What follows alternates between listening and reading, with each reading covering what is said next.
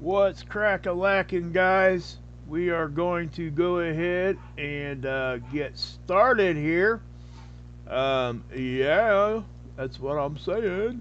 Anyway, I know I haven't been here for a couple days, and I'll get to that here in just a minute and let you guys know what's been going on. But anyway, we've got this big. Actually, this is the biggest coronal hole of the solar cycle. And what that is, it's a hole in the sun's atmosphere. And we are actually being impacted by the solar wind inside of that. Well, not inside of it, that let it release from. It opened up the surface and let charged particles out. So Earth is actually impacting, well, it's actually impacting Earth right now. Um, but yeah, so somebody give me a 5 for 5 in there so I know so I know you guys are hearing me. Hey Jerry, good to see everybody in there. But as I keep moving here, guys, I also want to show you guys a lot of other interesting things here. But before we do that, you can see this right here. This is Earth scale, and again, this is an extreme ultraviolet of our. Thank you, George. Appreciate you.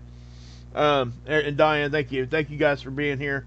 I know that I haven't been here for a minute, and I feel, yeah, I just didn't have a choice.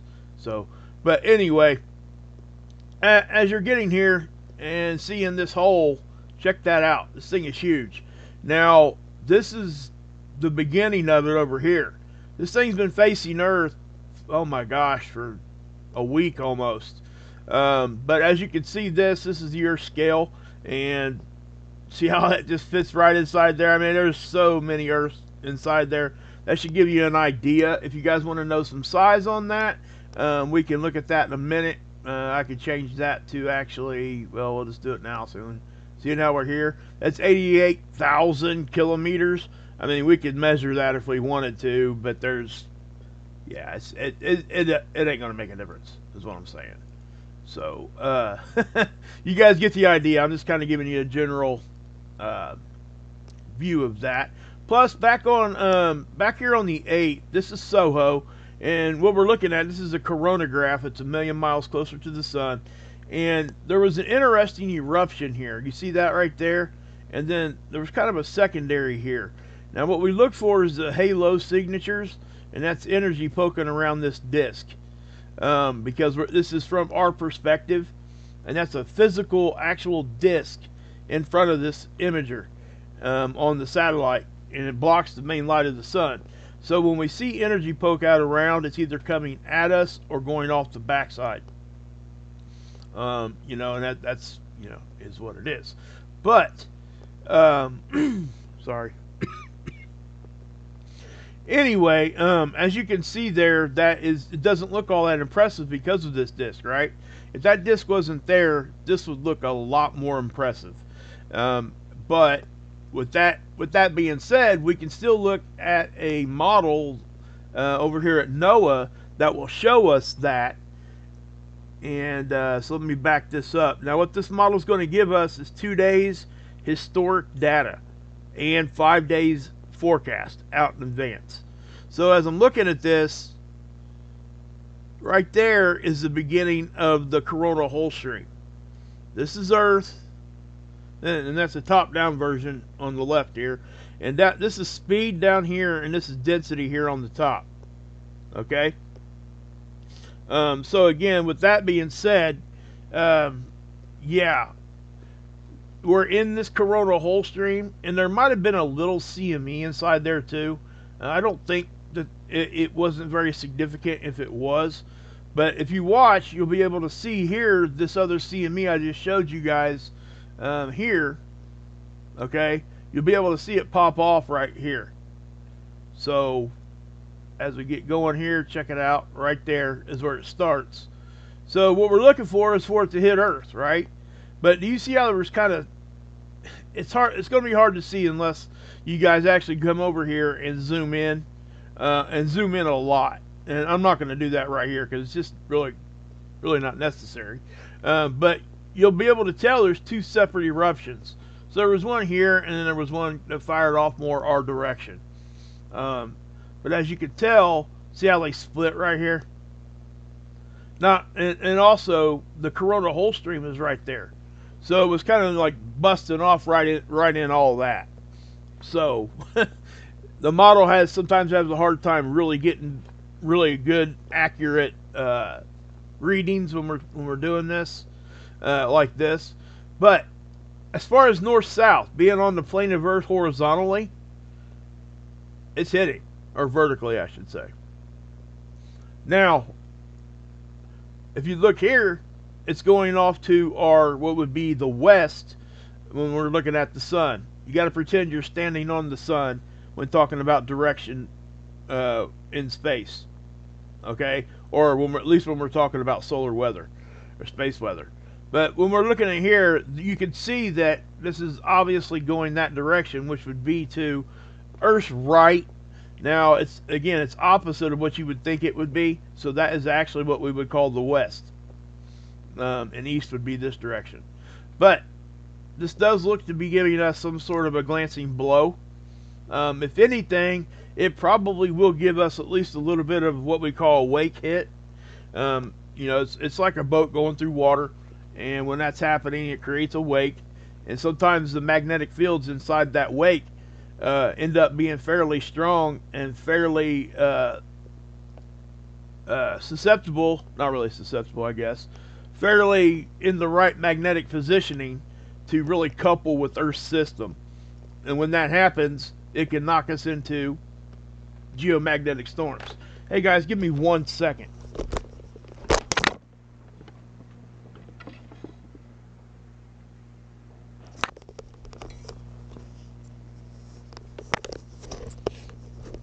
Sorry about that, guys. My my mouth is getting dry, and my cup was across the room. I had to go grab it. Sorry about that. It's called live streaming by yourself. Yeah, one man show here, people. One man show. Anyway, but thank you for allowing me to do that and not getting too upset with me. Anyhow, anyway, here we go. Hey, Seeking Truth, hey everybody. No, we're not, Christina. That ain't happening. We're not doing that. Nope. Nope. We won't allow that to happen. Okay, so let's kind of dive into this a little bit more. And I'm going to just kind of pause this and bring this back here. Now, right now, the part of this corona hole stream that's facing us is over here.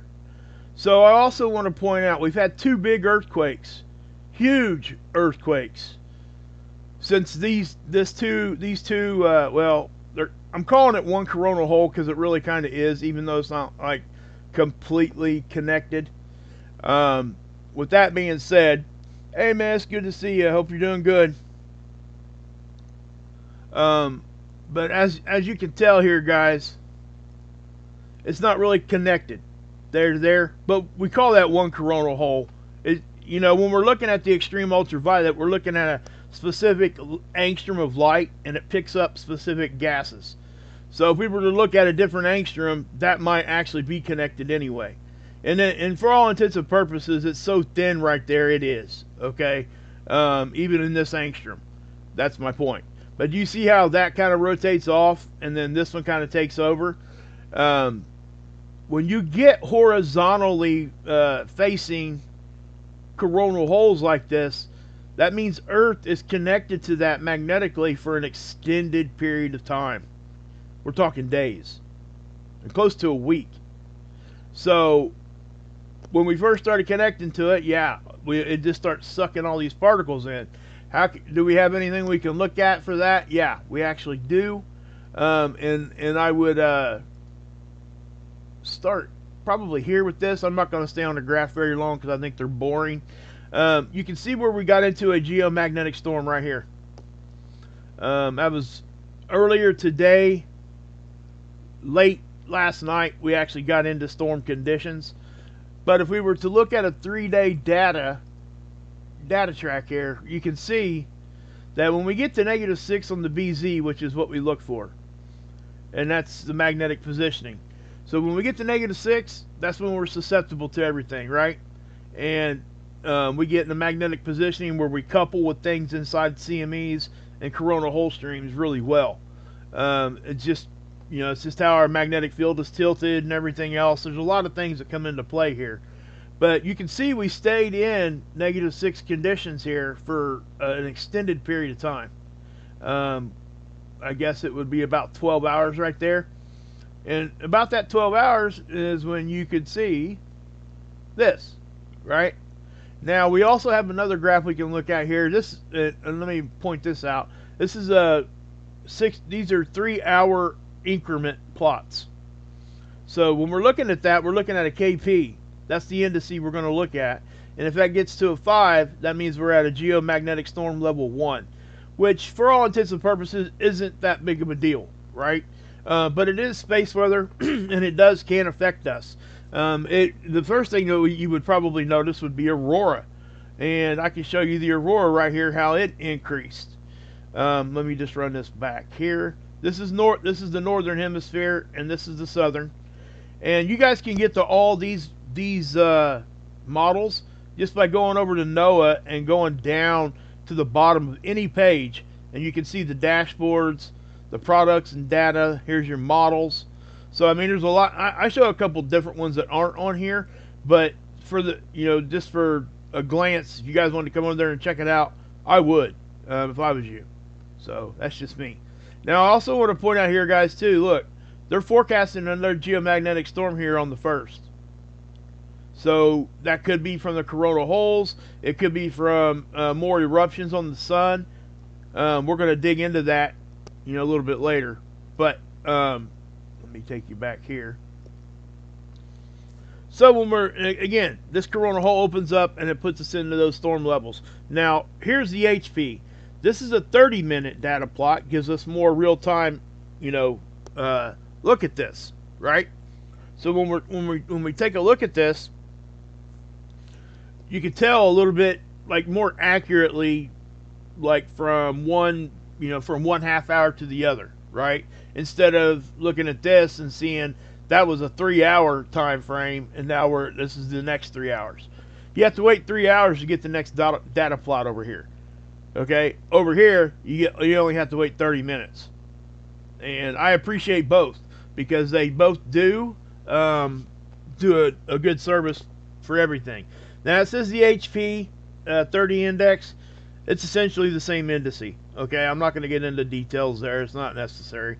But this is this does, we actually, if we were to back this up a little bit more, we would be able to see that we got the actual G2 for just about a 30-minute period. But if you don't stay in that G2 very long, they're not going to count it as a G2, which is what this is the official forecasting here, okay, and the official conditions of what happened. And speaking on that for a second, officially, well, I guess I could have. Is it down here at the bottom too? We'll see. Nope. Let me just take this to the latest date. This is spaceweather.com. Dr. Tony Phillips is awesome. He does an awesome job. Everybody in the community looks at his webpage every day, pretty much. I know I do, and then most everybody does because he does such a great job. This is actually GOES 19. They're going to be switching the official Coronagraph that they use in April to this one. Okay, so yeah, we need to keep that in mind instead of using the other satellite that they use now. But this is pretty promising to look at this. This is the conjunction of Mercury. That's Mercury there, and you can see it kind of getting bright. This is zoomed in. Notice this has an occulter disc too, because it's a coronagraph, right? Just like where did I put it? This one I showed you, right? So yeah, so I just wanted to make sure you guys seen that they were going to officially push that out to April, and they're going to be switching to that one for the official coronagraph for forecasting and historic data from that point forward. Now, again, this is a large coronal hole, And again, this is really what the space weather is right now. This is the biggest story right now going on. You can see little blasts that are happening here, and it's hard to tell how powerful these are also. Now I can take you to another CME tracker. I was going to show you that one that I showed you here, but over on the NASA model. But we had another very, very small CME, and it updated. Well, I'll just show it to you while I'm talking about it. And it's not impressive at all. It's not even going to hit Earth. Look at this little thing. Okay, yeah, it is kind of laughable, really. That thing there is just, yeah. But right before this, this model here looked very, very similar to this one. Okay, so they both are showing a similar hit, and I do think that that's what's crack-a-lacking there. Hey, Hilly, good to see you. Give me a roll call in there if you would, guys, please. I would really appreciate it. I've also, guys, I've scheduled a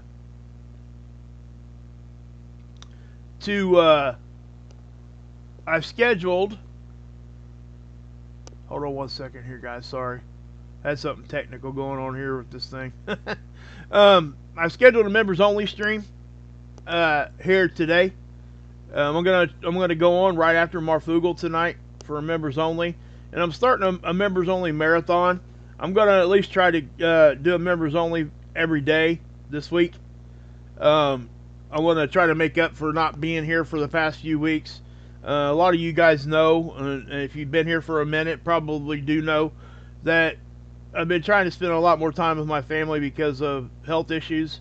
I'm not going to harp on the whole details of everything. Most of you guys already know what's going on. My wife's got surgery next month, and I stress out, no matter what. So I just want to make sure you guys know the reason I wasn't here for a minute. But I'm going to be doing the members only for the next week at least. So I hope that you guys can make some of those. We don't get too serious over there. We go over there and we laugh. You can go. I've already got it posted, but I'm gonna try to wait until Marfugel's done tonight. That way I don't, force people to choose from watching his channel or watching my members only stream. I try not to do that out of respect for him and you guys. So anyway, just want to make sure you guys knew that. Hey, YG, good to see you. Hey, Steven. Okay. Dadeville, Alabama, Illinois. What's up, Tammy? Hey, Paul. IG, what's up, Southern California, Mojave Desert. Hey, Rob. Grass Lake, Apple Valley, Minnesota. Let's see here. Hey, what's up, Daniel? Good to see you, bud. Thank you, Tammy. I appreciate you. I really, truly do. Thank you for that. Yep. Well, thank you, Christine. It's good to see you in here, by the way. Hey, Kathy, what's up? Thanks, Virginia. I appreciate you. I really, guys, it means the world to me. Thank you, Seeking Truth. Wise Jen, good to see everybody in here. I know that I haven't been here for a few days, and if I'm being completely honest with you, I could have popped on here for a community post and said, hey, I'm not going to be here for a couple days. But it was day to day for me. My stress is, it just was like that. And I can't, I'm not going to sit here and try to make excuses either. So, I wasn't here and I'm sorry. But starting today, I've, actually my wife and I had a talk, and she wants me here every day. So, she's like, she knows how much better I feel when I get off stream with you guys, and she wants that. So that's what I'm going to do. And I'm going to be doing members, like I said, I'm going to do a members only stream, at least for the first 5 days here this week, Monday, Tuesday, Wednesday. You guys can, hopefully you can do the next days of the week. But yeah, okay, back to the space weather. So anyway, guys, yeah, if you're not a member, please consider joining. And again, I haven't done one in about 2 or 3 weeks, but I do try to do them once a week. But I'm going to do multiple ones this week. and we're gonna laugh. I need it. I don't know about you guys. Today's world just sucks, and yeah, I just can't. I can't stay on that all the time. You know what I mean? Does anybody else feel that way? I'm sure you do. So we try to alleviate some of that here. We're a family over there, and you guys have been very generous with your memberships. You know, there's a lot of you that donate memberships almost every live stream, like Hermit, Planet Hermit, and Genius by Birth, AA Ron, Deep Quake. There's a lot of you guys that do that, but I also really appreciate anybody that just gets a single membership. That's, you know, it's not like that, is what I'm trying to say. I just like getting together and talking to you guys, and it does help. It does help me in the channel, and that's what we do, right? But so please consider that. No pressure for that either. I mean, I don't. It's not like, oh, I'm gonna be mad.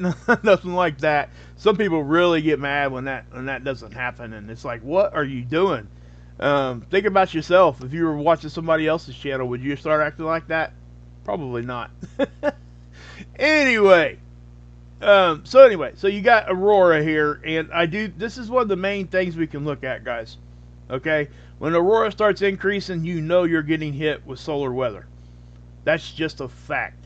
The only thing what does cause corona. Hey Trish, good to see you. Guys, I'm sorry. Hey Jeremy.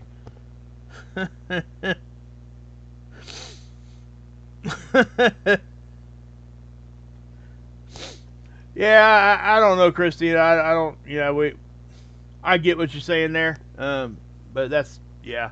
We talk about that stuff over on Marf. So I get what you're saying. Alright. Now, it is good to see you. I ain't seen you in a minute. I seen you in here last week a little bit. It is good to see you. I'm glad you're doing good.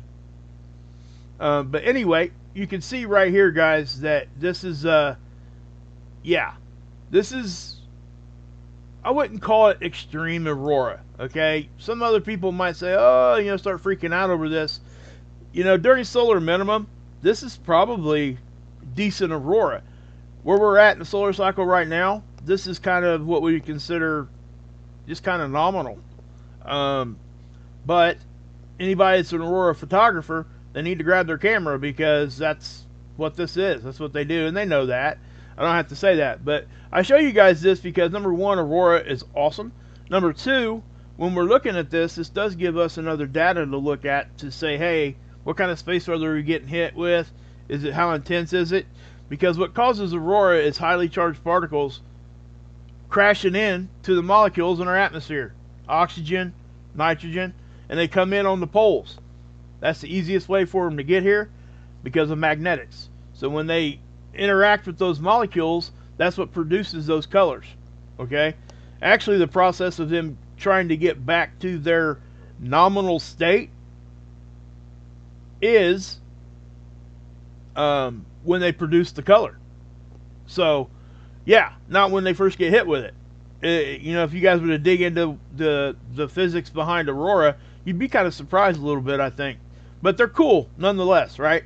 And anybody gets Aurora photography and they want me to show it, please send me an email and give me permission to show it, and I'll show it every time that I can. It's really kind of that simple, I guess. But as you can see here, guys, this is the southern hemisphere. You get southern lights too.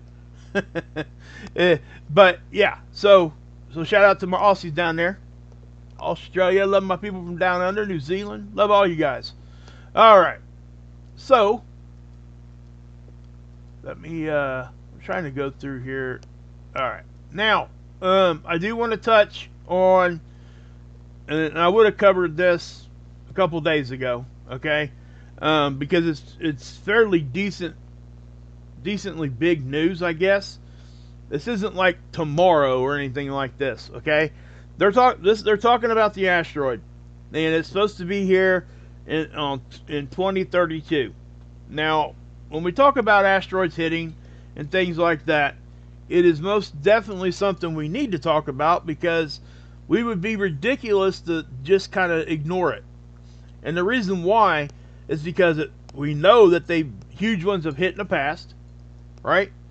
Do we really think it's not going to happen again?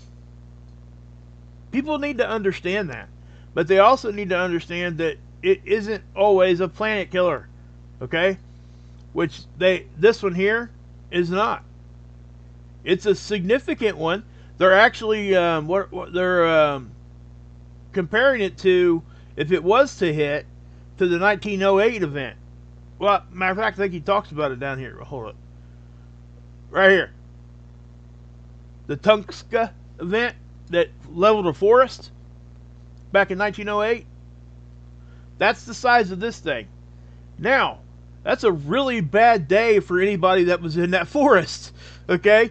But for the rest of the planet, there might be some effects, but it's not a planet killer, is what I'm trying to say. Okay?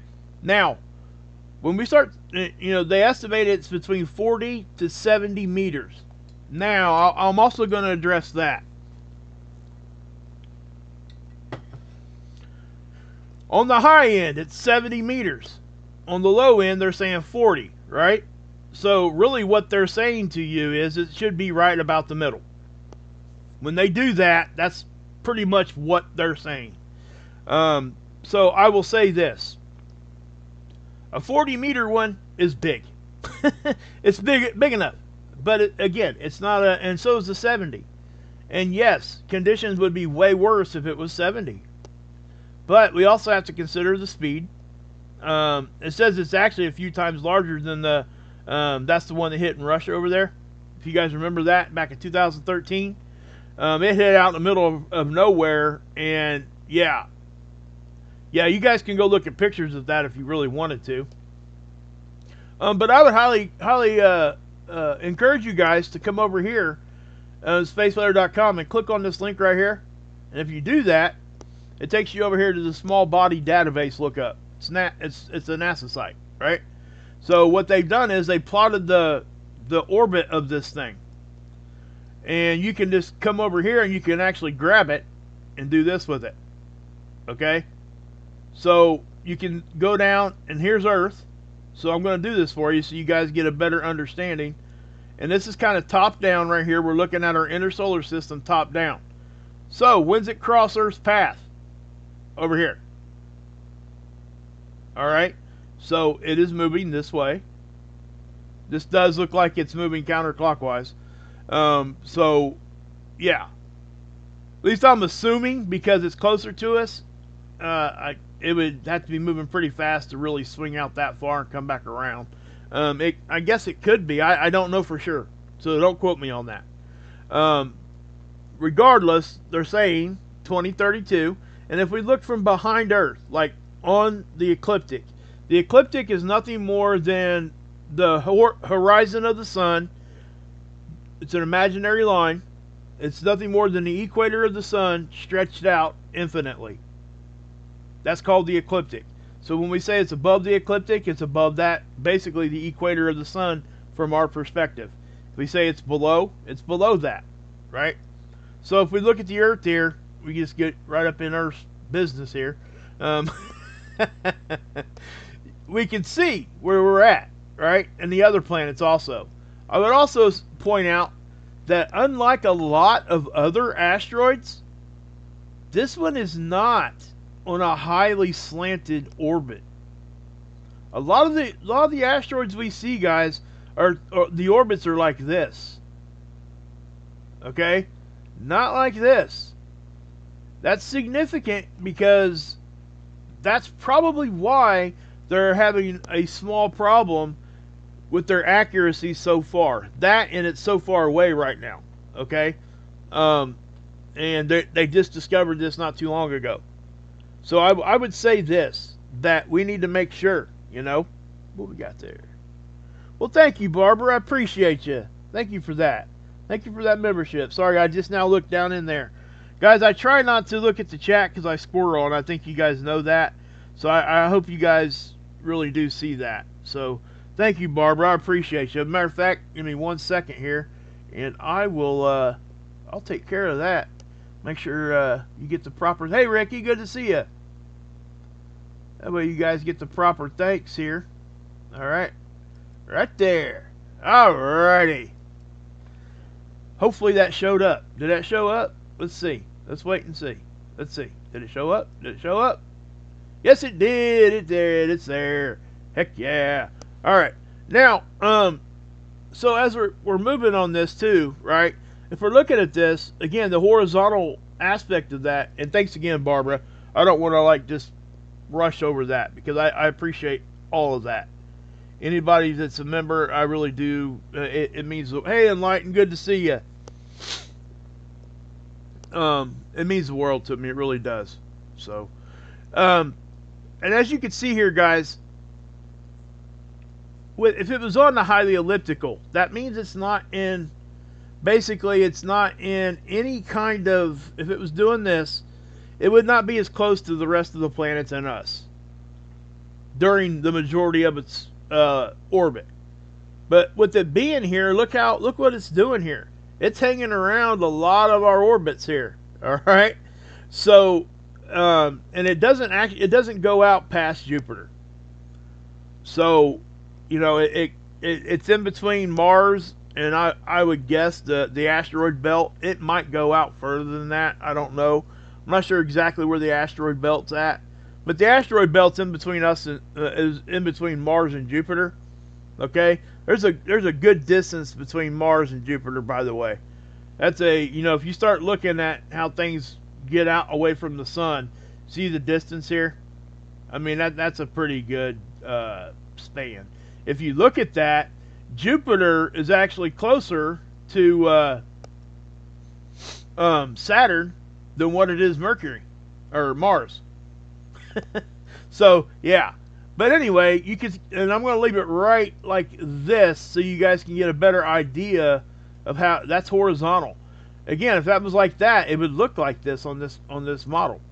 So again, now back to what everybody is really starting to like just hammer in, because when they first seen this, they said it was like a 1.3 or a 1.6 chance percentage. Okay, 1%, guys, 1.6%, or 2. Right now they got it at 2.2 of hitting, and that's in 2032. Remember, number one, 70% of the planet is water. So the chances of this thing hitting water is that, okay? Now, after that, you take it for what it's worth. Things are going to change. The closer it gets, the more accurate they're probably going to get with their math. I look for this to change again, multiple times probably. They're going to continue to change it as they get more and more data in, and they're able to look at more and more things here as it gets closer, and they become more confident about its orbit. Right? It's a big sky, guys. Billy Bob Thornton said that in the movie Armageddon, remember? Begging your pardon, Mr. President, it's a big-ass sky. Ain't that what he said? So, I will just leave it at that. Now, and again, it's hard to track all that. I couldn't imagine trying to track all of that stuff. Okay, so, just to kind of give you guys a little bit of a wrap-up of what happened here. Alright, so this is our scale, and this is the actual most latest image of this. Okay? This is the coronal hole. We're still connected to this. We're going to continue to be inside of that coronal hole stream. Alright? So our conditions geomagnetically are going to stay high. This is not going to probably pop down to 0 for a few days. Or even 1 or 2. Okay? And hopefully it stays at 1 or 2, because we need some of that to block cosmic rays. We need some of that stuff from the sun. It protects us. So, yeah. And then, again, guys, we're going to be watching Aurora. We've also got a couple of models that are down right now that I wish weren't. And let me show you the ones that I usually show you. Oh, okay. They got them fixed. Awesome. I'll show it to them real quick. This is the magnetosphere, so we'll be able to see. I thought this was still down, so I'll show it to you guys real quick. Hey, Genius, what's up, girl? Good to see you. Thank you for that. Wow. Generous, girl. Man. Hey, we're doing a members only tonight, okay? I've already got it posted, so I hope you can come by.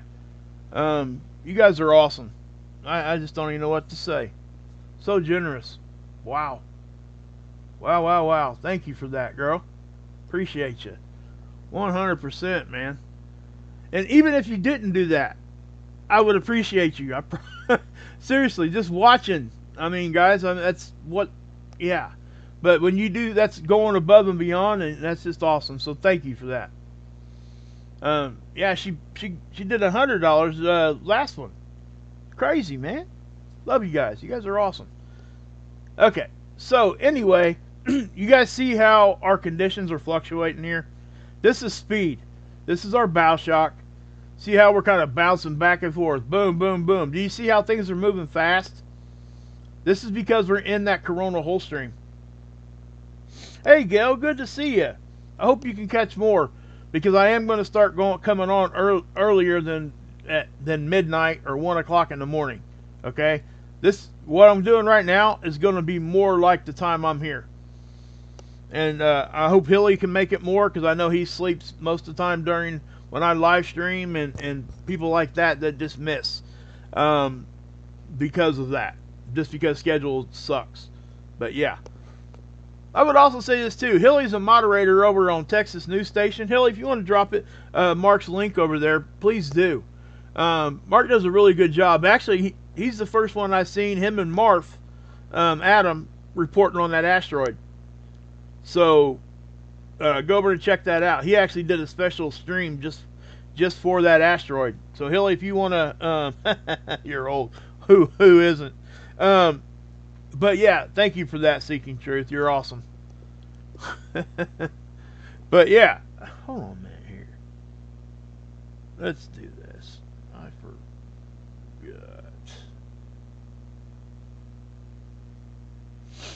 Alright, sorry about that, guys.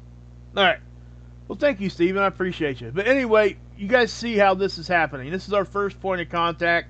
Solar wind hits our magnetic field, and this is what it creates, our magnetosphere. Okay, and what we're looking at here, this is density here. But what most people understand the most is pressure, right? This is magnetic pressure on our planet. So I don't want to glance over the fact that we got these big coronal holes, and it is in the data. It is historically, at this point, I'm calling it factual. It affects earthquake activity, seismic activity. Okay. We get this huge coronal hole, and then what happens?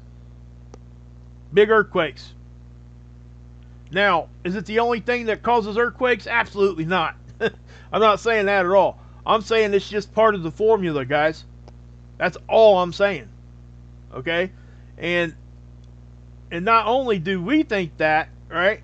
Most of us, but the whole scientific community and everything around this is now thinking the same thing, and they probably have for a very long time, but now they have a model, and I'm going to show it to you. Let me go up here, and I'm sorry, I sounded like I was going to end that live stream, and I didn't know that model was working. This one was broke too for a minute. This one might still be. It is. You see the date up here? This is the geoelectric field model. They use this to try to bridge a gap between space weather and earthquake forecasting. It's space weather's effect on unnatural electrical components at the surface. Okay, and it's USGS, NOAA, Natural Resources of Canada. So those are the three agencies. Canada wasn't here until about a year ago. This model is fairly new. It's about 3 years old now, I think. I've been showing it to you guys for about that long. I've been showing it to you when only half of the United States was working, if you guys remember. But I would say that this is, yeah, it's whenever we get this, it's in the data, guys. Just go look at it. I promise you. I'm not going to pull it up because it's so obvious. I mean, I guess I could do that later in a different live stream. But you could go look at the data. Just compare big earthquakes. You might even be able just to do a simple Google search. Compare coronal holes facing Earth to active seismic activity, increased seismic activity. You're going to see an increase every time. Now, does that mean we're going to get big ones every time? No. And this is not the only factor. And I know that our brains, including mine, I have to fight it myself, that when we see something that might be helping cause something happen, we kind of almost assume that that's the only thing causing it.